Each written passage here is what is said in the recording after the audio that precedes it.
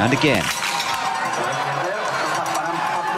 And he ejected, he's picked it up from the mat, the firing point, the bullet which jumped out when he tried to clear the other one. Ah, great discipline. Well done to Landetinga for keeping that one together. Ski pulls on rapidly. He certainly lost some 10 seconds with the issue of the empty shell not ejecting from the rifle. Well, there we are. He could have been first, but he's down into second place at the moment. Well, early stages of the race as Lars Berger will just try and find his time into leading into the shooting range. Did he pick the pace up? 8 seconds behind Landetinga coming into the range. 2-3 breaths before releasing the trigger. Look at the end of the wooden part of his stock. He's added a huge amount of extra weight.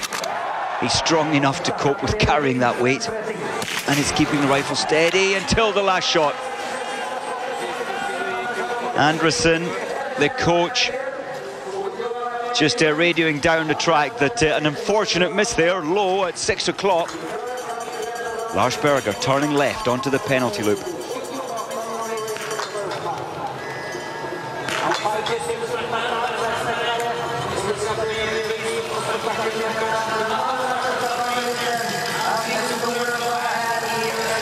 Well, Ustugov coming in for his prone shoot. I'm just trying to pick up on his ski time. He's competitive. He had the 4th fastest ski time in the 20 kilometre, but a little off the pace today. 14.7 seconds down coming into the range.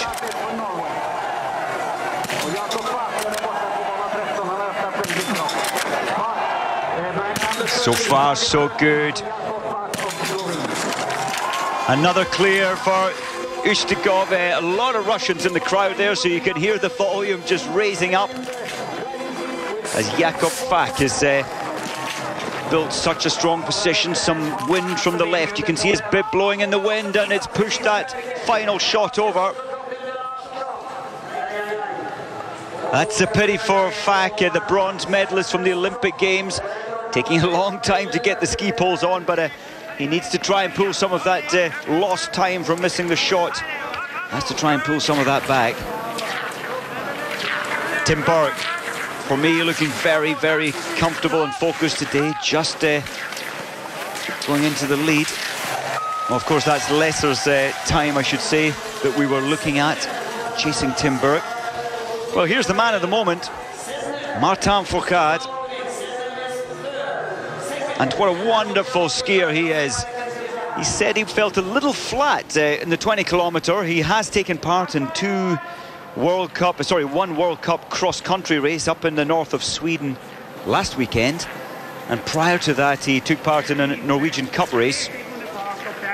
Both he did, should I say, the Norwegian Cup race. He was only 22 seconds behind Northug.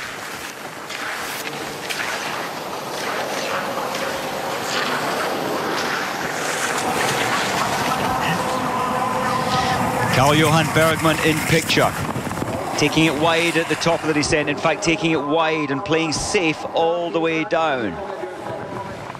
He had 2 victories in the sprint races, 10 kilometres last year, and a 3rd place. The bronze medal was at the World Championships in Ruhpolding. As his teammate Bjorn Ferry comes in, this is a good time.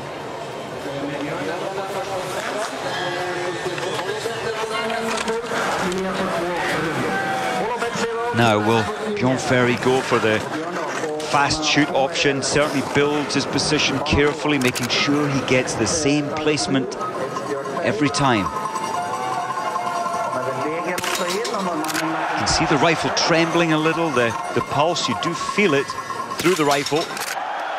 Oh, dead center.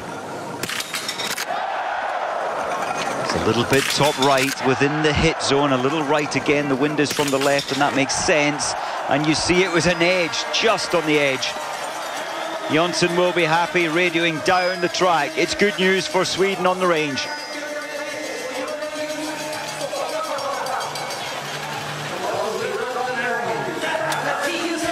So Bjorn Ferry, 10.4 seconds off the lead time after the first shoot.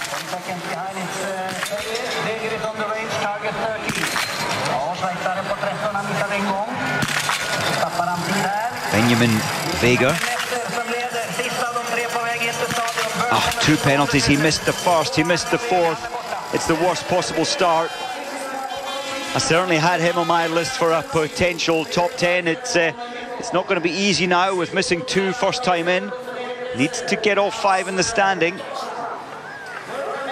And Vega did have 3 third positions last year at the World Cups in Hochfilzen, where the tour goes down to next week. See the sweat, the perspiration there on Tim Burke's face. Thermals underneath the ski suit. At -9, you generate so much heat in terms of muscular use within your body.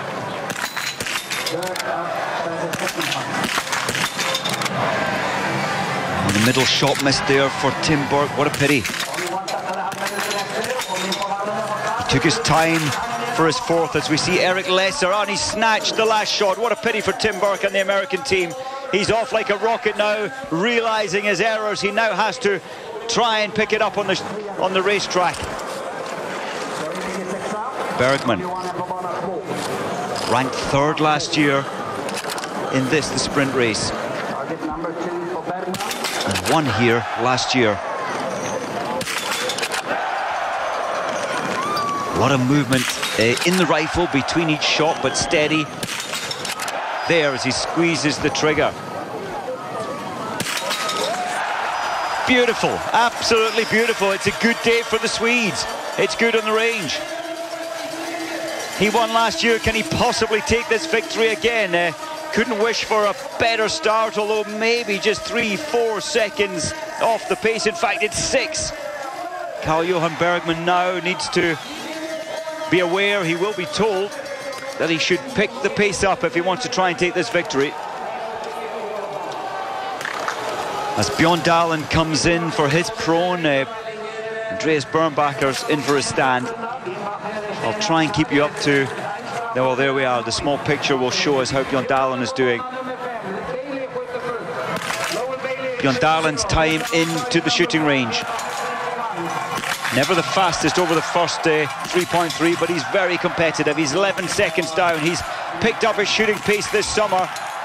Wonderful start to his race for Bjorn Dahlen, and Bernbacher's missed one.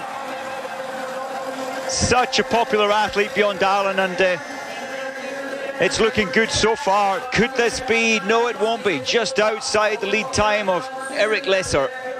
5.2 seconds behind. Bjorn Dahlen picking up some 7 seconds, 8 seconds in the pace that he released those shots. I suppose as the years move on, maybe he doesn't quite have the ski speed he used to. So he's looked at the area where he can improve his performance and pull some time back, and that's in the speed in which Bjorn Dahlen shoots. It's exactly what he showed us today. It has improved. Dominic Landetinga. He's missed his second shot, he's got the third. Oh, what a performance there. He hit 19 out of 20. Did Landetinga just 3 days ago. He's missed 3 out of 10 today. Rastogiuvis, good to see the Latvian team competitive again and looking dynamic, experienced now. He's been around a good number of years on the international scene. 10.9 seconds. Great performance there for the Latvian.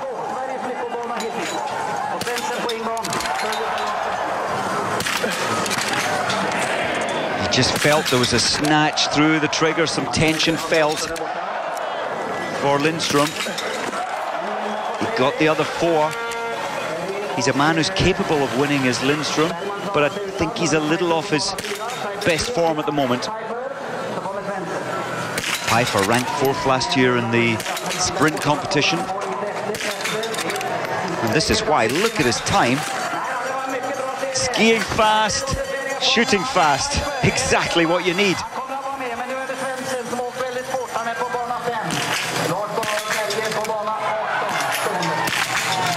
tell you, Svensson has the fastest time into the range.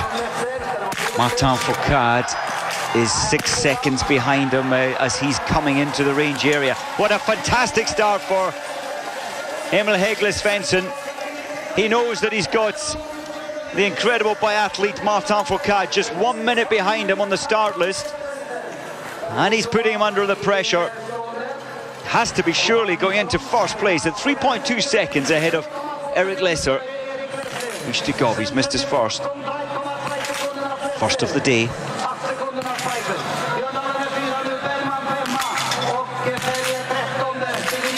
Two penalties, so 80% hit rate, but 2 of them missed in the stand. As we see Martin Fourcade coming in and make it 6 seconds entering the range, slower than Svensson. And well, if you saw the interview prior to the 20-kilometre on Wednesday, he said the aspect he's picked up on is the release of the first shot. Not seeing evidence of that today.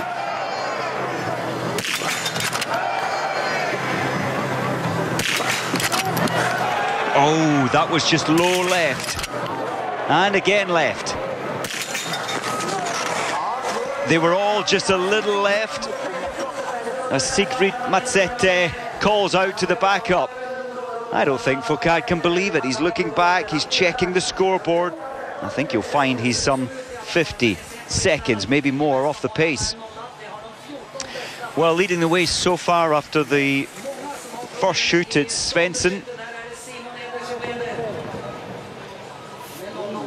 And Lesser in second, Arndt Pfeiffer from Germany. So Germany second and third at the moment after the prone shoot.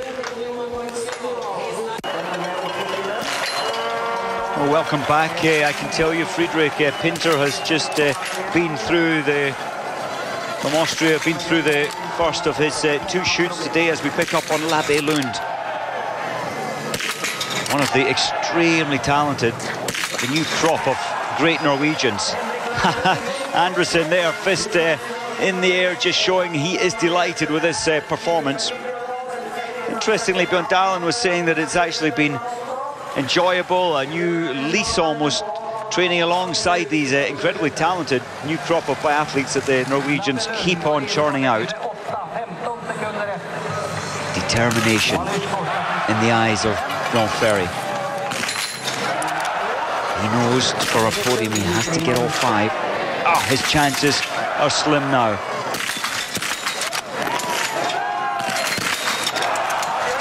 Well, he got the rest, so just 1 penalty in total as Malishko comes in and shooting fast. I can tell you he's also skiing fast. Could this challenge the early time set by Svensson, and maybe the best time on exiting the range after the first shoot, as we see Björn Ferry, bib 16, turning to our right, and that's onto the penalty loop. Malishko straight on, just 1.6 seconds